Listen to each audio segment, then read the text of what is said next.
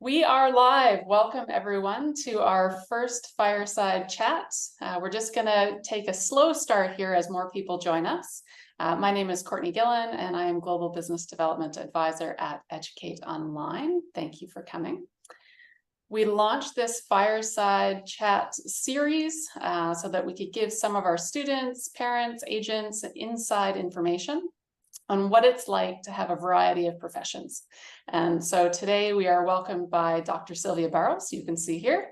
And she is going to help us walk through her education journey so that we can learn more about why she made her decisions and where she is going in the future, possibly. We'll get that inside information. For those of you who are new to Educate Online and possibly are just finding us today, just want to give a little bit of an overview of who we are. Our mission, first and foremost, is to bring high quality, affordable education to the world. And so to do that, we use online or virtual programs. Over the past 5 years, we've enrolled more than 10,000 students from 25 countries. And so we're expanding rapidly, but also hoping to hit some of those, maybe 170 more countries. So we'll see how we go. Our programs are for ages 4 through 25. We offer language acquisition. We have the US, UK, Canadian curriculum. We also have university transfer programs, dual diplomas for high school. So you name it, we have it. And we also are working with schools locally to offer international curriculum. So I mentioned possibly that I'm in Vietnam. So I'm here now working with local schools to implement the US diploma program. So very exciting. Thank you for joining us. And so of all the programs that we offer, one of the most popular are our STEM subjects. And so what better way to start a fireside chat than to do so with a STEM leader and a woman at that. So that's kind of exciting. We've got a Women in Tech week.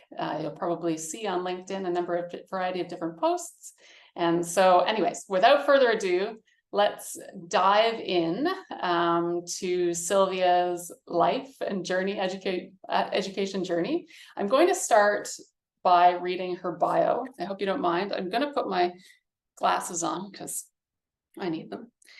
So in her academic journey, Silvia graduated in physics engineering and earned a PhD in nuclear physics.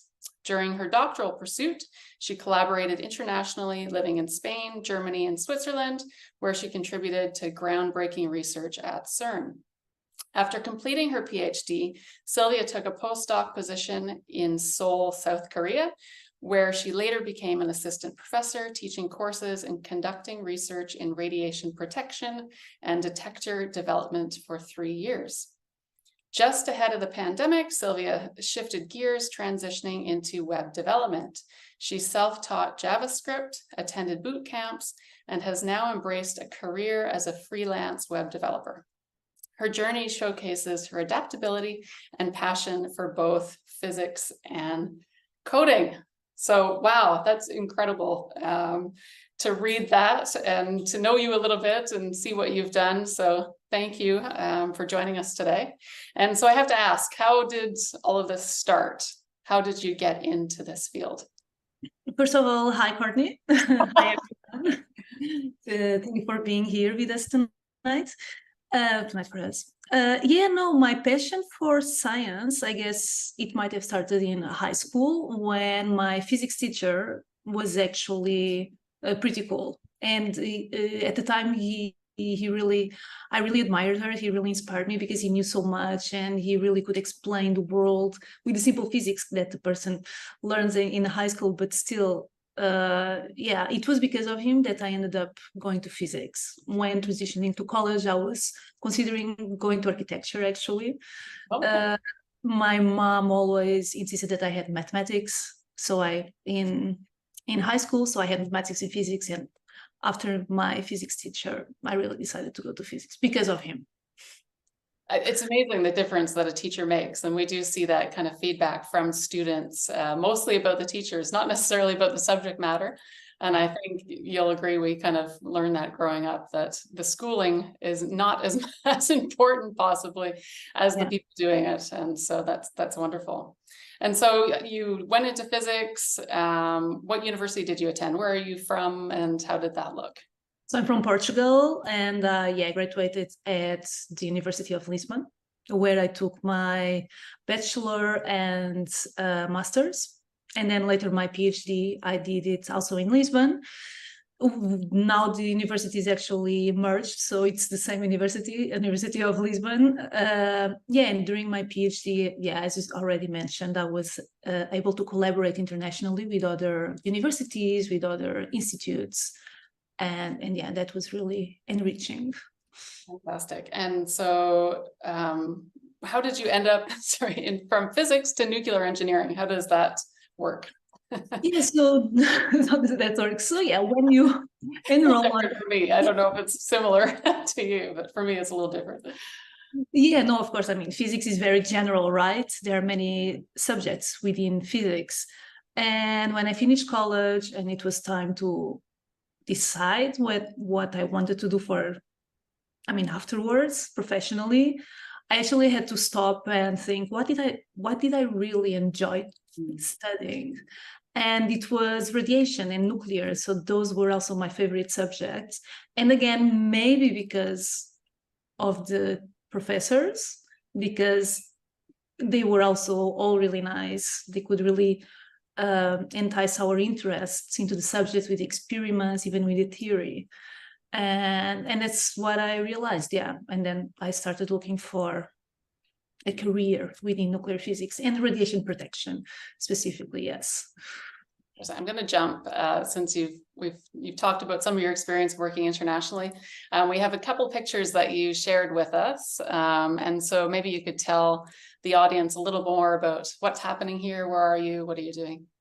So this is actually in Paris. And a really cool thing about academia and doing science in an academia is that you have the chance of going to conferences, international conferences, and courses, right? And normally they are in different countries. So this specifically was actually a course to learn how to use a simulation program, FLUCA, that is used at CERN. So this is actually in Paris, and this is just a group that was attending the course. So it was really cool. On the left side here, it's actually a visit of a conference that was also in France, in Aix-en-Provence, in the south of France. And the visit of this conference was actually in Cadarache, where they are building ITER, the fusion nuclear reactor. So these were the grounds where I guess it's still being built. I don't know what is. What the status is. This was a while ago. So these were just two colleagues that were also attending the conference. So that is really cool. And and on the right is my PhD defense. So excellent. So these were all from when you were living kind of in Portugal and then traveling from there to these other places. Actually during my PhD, many of the years I lived abroad. So I lived when I attended in the first picture of the course, I was living in Lisbon, and then when I went to this conference, I was living at CERN actually. Okay. So I just took the train to go to the south of France. So I'll preempt this question. I didn't mention to the audience, but we are accepting questions for Silvia, so you can write them. We're live in LinkedIn, YouTube, and Facebook, so please include your questions. But I'm going to anticipate one that will be about CERN. And how did you come to work at this famous place, and what was it like to be doing research there? So how do you get there? Well, I guess once you are in nuclear physics, I will not say it's kind of, there's different things. Actually, CERN is actually very good at bringing young people to work with them. They have several programs, for example, technical students that you can directly apply and be there for 1 or 2 years. Me specifically was because the group I was working with in Portugal, so my supervisors, we were working in collaboration with a group at CERN. Okay. So I went there for a year, to work with them, to help them. At the time, it's so everybody knows LHC and the big experiment. That's the most known experiment, but CERN has many, many experiments. And it's really exciting to be there because it's like a small village, and everybody has the same interest. Everybody likes science, discussing it, and it's really exciting and inspiring. And be working on the state of the art and actually be the state of the art is actually very exciting. It is really I nice. didn't realize it was more of a, I guess, kind of like a campus environment where you can really interact and engage. That's very cool. We're one of the other questions that we had kind of pre this is any sort of pushback that you might have received in your years. I've possibly mentioned to you before that when I was in high school, my physics teacher actually told me that girls would not be successful in math and science. And most of us received a 50% under the guise that we would not study these subjects again. So I'm assuming your physics teacher that you've already talked about was much better. But have you come up against this in your field, either in university or in work? So I feel, I mean, I'm so sorry, Courtney, that you had to go through that. Such a bad teacher. That's so damaging, right? And it was, but I went on, I'm going to mention, I went on at university to take organic chemistry and got an A and sent it back to him. It's kind of a, yes, we can do it, but thank you. It would also be encouraging, yeah, but that's terrible. But no, I actually think maybe I've been lucky. I don't know, maybe it's the reality of different cultures. I don't know. But even so in high school, even my math teacher, she was a woman and she was really good and strict, and nobody ever that I noticed was diminishing us just for being girls or women. And even in college, so I enrolled into physics, and there were more girls than guys actually. Oh, interesting. Than boys, yes. So that year was actually it was the year actually that we were even celebrating the year of physics internationally. And by coincidence, I guess, there were more women than men. So in my world, in my bubble, it was fairly 50-50.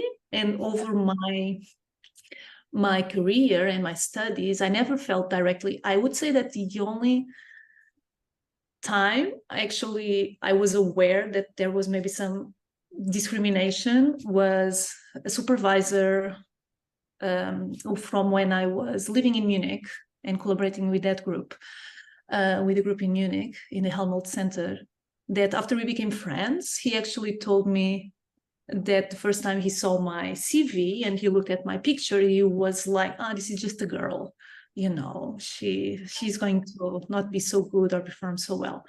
And then I didn't realize this. He never, maybe I couldn't see it. I think that happens many times to women, that we're not aware of discrimination. So I cannot say he was not doing it, but then he told me actually.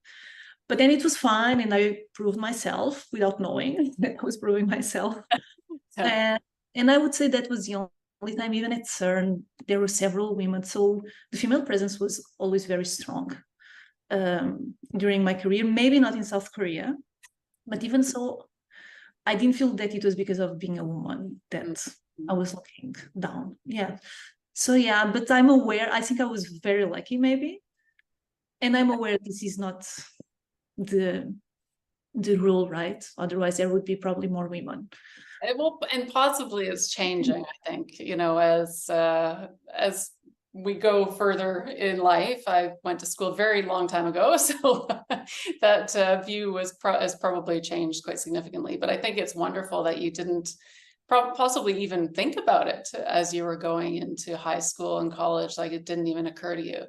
And I think that's a very important message for the girls that are watching us today, because I'm in a similar way. I went to, you know, the teacher that said that is because I was at an all-boys school and I didn't think of any kind of discrimination. It was just like, okay, this is me, this is them, this is what I can do, and I did it. And so I hope that the girls get this message today that you can do anything in science and technology and not have to consider gender or sex in any way. So you started to tell, yeah, sorry, go ahead.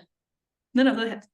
I was gonna say, you started to tell us about South Korea. And so from Europe, you went to Seoul, and how was that transition? What made you decide to go to South Korea? Well, that may be more personal reasons. I wanted some adventure because during my PhD, I had been already working in different countries within Europe, and I wanted more. I wanted to discover the world, let's say. And actually, it's pretty cool because when you are in a STEM career, it actually allows you to work in most of the world.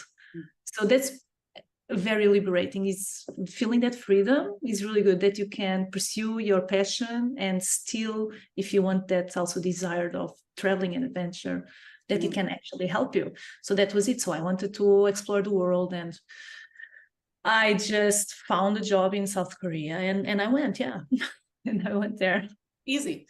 I mean, it took a while, but yeah, well, adventure is important. I think a lot of people, as they're, a lot of our viewers will be going to study abroad. And so they've already got that adventurous part in them. So I think that's an important mention as well.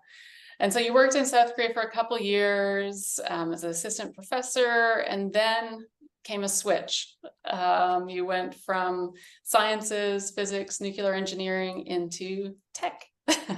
Tell us how that happened. How did that come about? Why did you choose to leave the academia world and go more into the tech world? Yeah, as you said, I spent in Korea almost 5 years, so that was good. Yeah, 2 as a researcher, almost 12, and 3 as an assistant professor. And then I don't know, and then at some point of my career, I don't know, I mean, academia is great. I sometimes miss research. It's really good, but I wanted something that were maybe because it's on my field as well, but I wanted something that I could see the results more quickly, so that people could enjoy what I did. Does it make sense? Yes, well, yeah. I don't know to say bad things of academia because I don't have bad things to say, right? It's just in my desire, I had been doing the same thing for so long. I think this was it, that I grew a bit tired of it, and I wanted something with immediate results. Yeah, I mean, and so, I mean, I guess with having the math and science background, it was an easier transition probably than most of us going into tech. But how did that work? What kind of courses did you take? How long did it take to make the transition before you were able to get your first job in the tech industry? Yeah, so I started studying by myself maybe a year ago before I quit my job, just to be sure, just to get familiar with the language I had decided to learn. Yeah, that I've always programmed. Everybody programs a little bit when they are in STEM. So yeah, that definitely made the transition easier. So for a year I studied by myself, and then I quit my job at university, and I did a boot camp. I enrolled in a boot camp so I could have peers reviewing my code, advising me on best techniques. It's always good. It's always important, right, to have peer-to-peer feedback. And then it's actually good because once you do a bootcamp, normally they help you to find a job. They connect you to companies that are looking for juniors. Okay. So as a junior developer, they got me a job, let's say, and I've been working with them for 2 years now. So I'm still a junior developer. 2 years is not much, but I'm loving, no regrets so far. Yeah. And you get to see that instant gratification result. I imagine a lot of the projects in the science world take much longer, more papers, a little bit less active. Yes, in that regard, yes. Yes, definitely. I mean, I would be developing detectors, as you also mentioned, or planning rooms to protect people from radiation of different machines. Yeah, but it's something that takes years until you can actually see the physical thing. Actually, just quickly, at CERN, it was maybe the most gratifying work I've ever developed, because our experiment, it was the N-TOF, whatever, it's another one, and they were building a new experimental area, and I was one of the many people doing calculations to make sure things were of the right size, like the machines, collimators. I'll not go very technical. And after a few years, it was built with my calculations, Oh, and that's it's really cool. a really good thing, but it's CERN, right? So everything goes very fast. There is a lot of people working and money, but it's like in 5 years, everything was built. So that was really cool as well. Yeah. That's a good point, that CERN moved a little bit faster. Universities, did you find they were at a little bit of a slower pace than working? It again is more in my field. There are groups that are way more practical. So yeah, so in my field it would take a little longer, for smaller things. Yeah. Let's switch gears a little bit. We've talked a lot about STEM, and I know you're not only STEM, even though you enjoy it very much. What if some are your other kind of personal passions outside of the science and technology world? I mean, traveling, clearly. Yes. Where are you now? I'm in Bali. I'm based in Bali now, Indonesia. Very nice. Very nice. So yeah, I work remotely. And that's really cool, right? It allows you to go everywhere. So that's one passion. Yeah. And then playing sports. So here is really good. I can surf, I can, scuba dive. So yeah, meeting people from all around the world. That's really nice. You've probably done a lot of traveling. What's your favorite destination so far? Oh, like What's that? to stay. I mean, it depends. If you ask me, like my best trip, that was probably Tibet, but like place to live, Yeah. that's a hard one. What if you had to say now, would Bali or South Korea? Bali. I love South Korea, but 5 years later, I was ready for a change. Yeah, the winter's a bit tough. Yes. To the audience who likely don't know, Silvia and I met when we were both living in Seoul, South Korea. So wonderful place. But even though I'm Canadian, the winter was tough. And I'm Portuguese, so it was really tough. Yeah, that's right. Even more so for you. So we've got some questions coming in, and behind the scenes, our team have been putting these questions together. So I hope you don't mind. I'm gonna just fire through some of these for you. So first one that comes is, and this is kind of related to the tech change, I suppose. How do you know if you should stick with your job or explore other opportunities?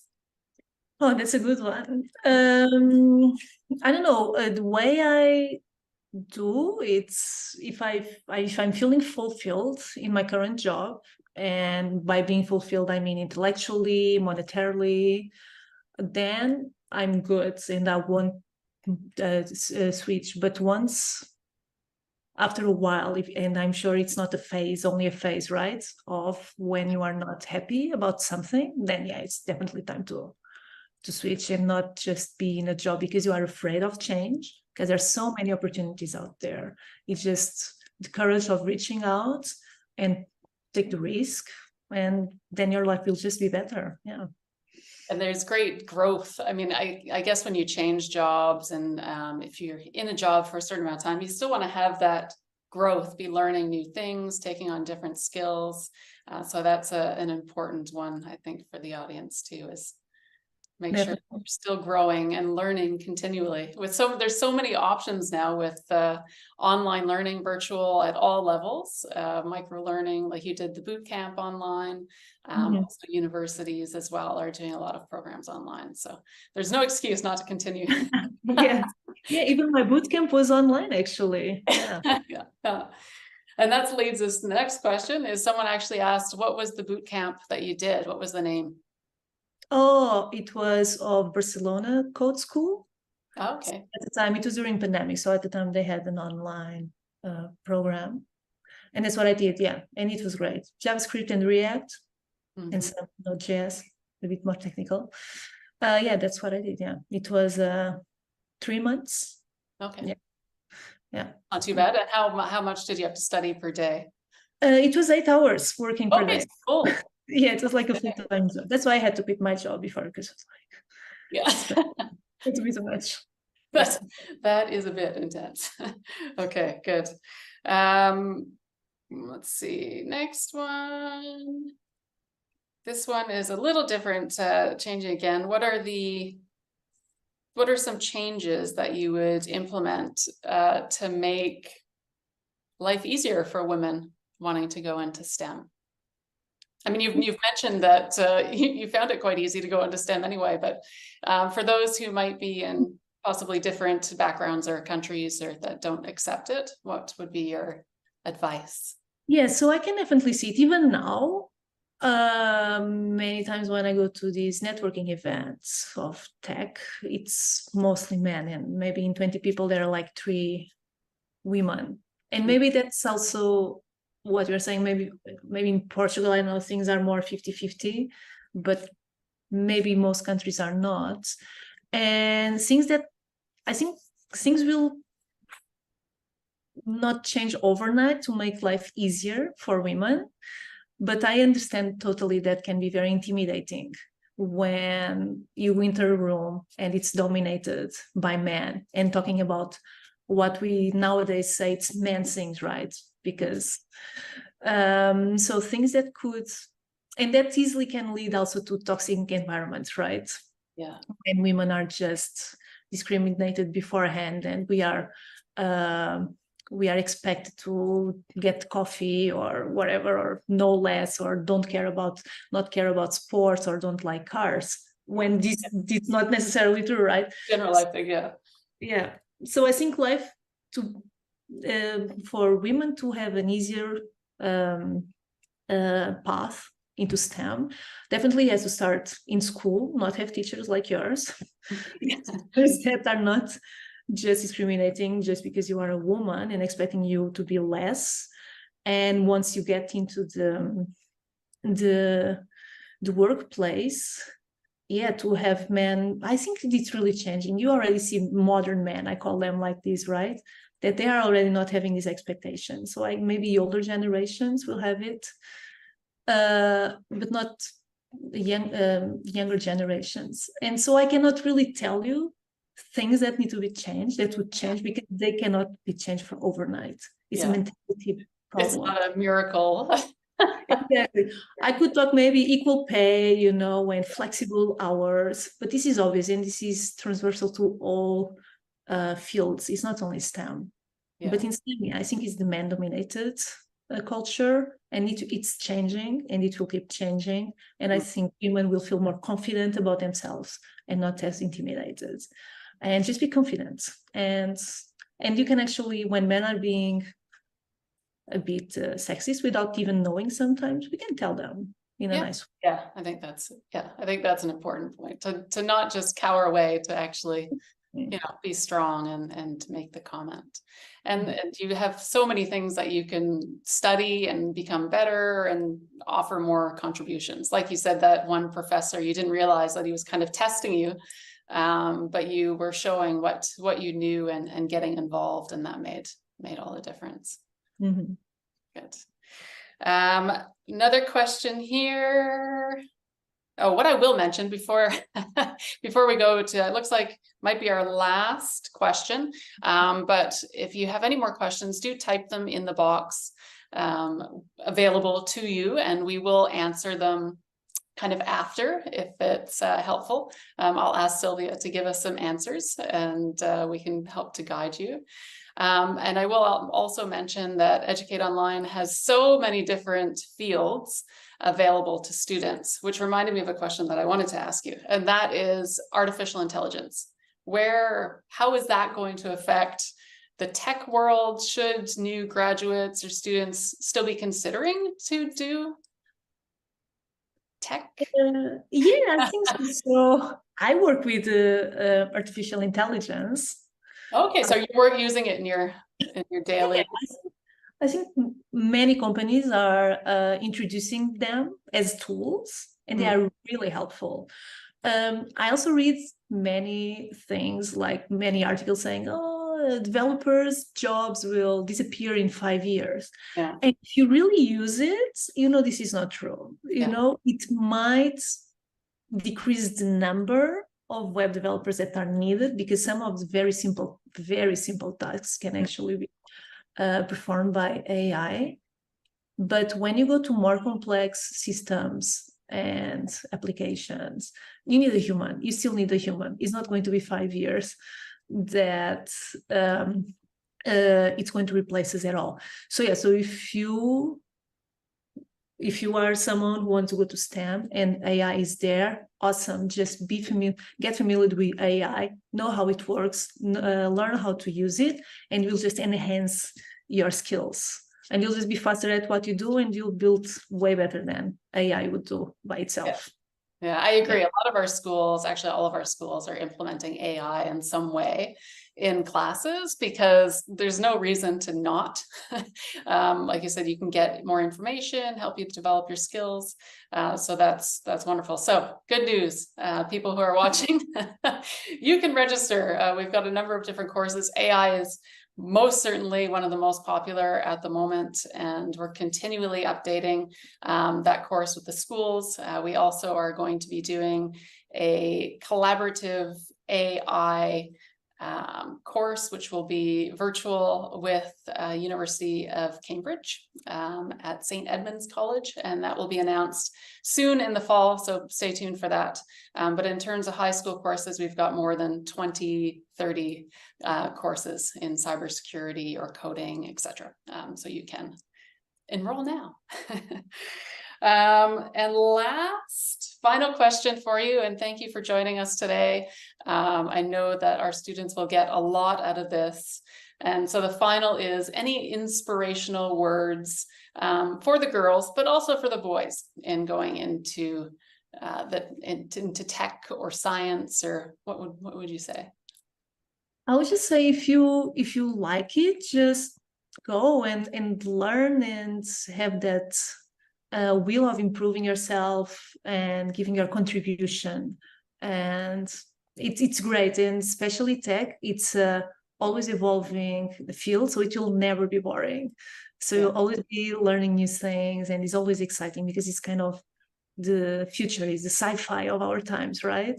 And yeah, and it's really excited to be there, and be confident. If you like it, then you'll always be good. Yeah, I think, yeah, it's that passion. If you've got passion about the topic, then you're always going to be learning and interested in it. So thank you very much for those wise words and for joining us. For anyone who would like more information, please do reach out to us at admissions@educatingonline.org, or you can visit our website. There's a booking link. We do have a great team that can speak to you about your goals, finding your passion, and getting you enrolled in virtual subjects. So thank you very much, and enjoy the rest of the evening. And we'll see everyone again. Bye-bye. Thank you. Bye.